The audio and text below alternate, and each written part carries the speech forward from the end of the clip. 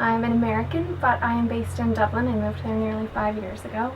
I was really interested in answering this question: what do you see when you look in the mirror? I think it's such a powerful question, and I realized very quickly how many years I have been kind of thinking when I look in the mirror in a critical way, and I look at myself and over the years have wondered what could be changed or what could be thinner or what could be different. I think maybe 5 or so years ago, I was trying on my wedding dress, and I was trying it on in front of my mother in her bedroom, and looking in this full-length mirror at myself, and I don't even think I said anything, but I think I had this look on my face like I wasn't pleased enough or it wasn't enough.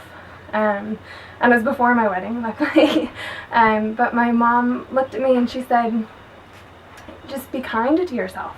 And I think, I was 24 at the time, and it had never really occurred to me to be quite kind to myself when I look in the mirror. And so since then, I've really tried to have a more positive outlook as far as when I look in the mirror. I try to be pleased, and I try to be proud more than anything, I think. I know that when I look in the mirror now, I see someone who can't hide what she's feeling. I have that, I've been told in various jobs by various bosses that I can't hide what it is that I'm thinking, and so they know immediately if I don't think what they're saying is a good idea. I always used to think it was kind of something that made me a little bit bratty, so I was a bit worried about it, and I used to try and change it, and I used to try and hide the feeling on my face. It's something that I'm not even usually aware that I'm doing.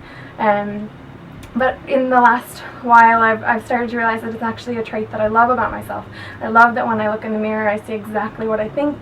When people look at me, they see exactly what I think. I think it's part of the authenticity that I have, and I can't make it go away, and I've really stopped trying to make it go away. Now I look in the mirror and I see someone who has traveled. I see someone who has conquered living in a new country, who has kind of dealt with being away from family. I see someone who overall has had a really happy life. Kind of looking at 30 seems to be a big deal for someone who's nearly 30. Really not a big deal, I'm sure, once the day after you turn 30, but kind of something that I've started to think about is wrinkles or lines, or and I think as you're looking at aging and what you've done and what you've accomplished, it shows on your face. And I think more than anything, I hope that when I look in the mirror, I like to remind myself, how much I've lived and how happy I've been, and how the wrinkles are from smiles. They're not all from sadness or disappointment. They're mostly from smiles. And as I'm looking at 30, I feel like, my husband and I would love to have children, and now that I've kind of realized that I need to be kinder to myself. I feel like I realized it quite late, even though my parents did a wonderful job raising me to be confident and strong. It's something that when I have girls, I know that it this kind of self-criticism seeps in no matter how strong you are, and it's something that I'll be really aware of when I do have children, and hopefully if I do have girls, that it seeps in no matter how hard you try.